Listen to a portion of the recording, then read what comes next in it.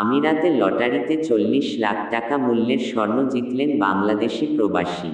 প্রকাশ 26 October 2025 সাল। 33 শেষ।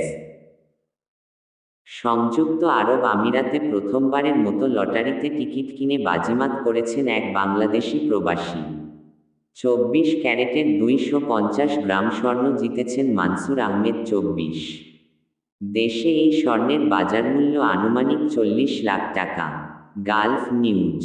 দেশটির বিগ টিকিটের লটারিতে অংশ নেয়া এই প্রবাসী আমিরাতের দুবাইয়ে ইলেকট্রিশিয়ান হিসেবে কাজ করেন।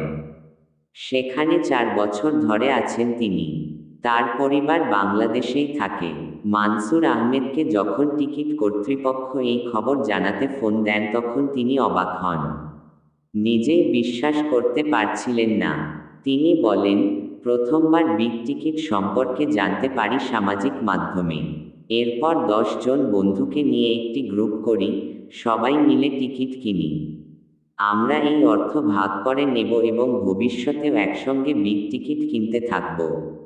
এটা এমন একটা অভিজ্ঞতা যা আমরা কখনো ভুলব না।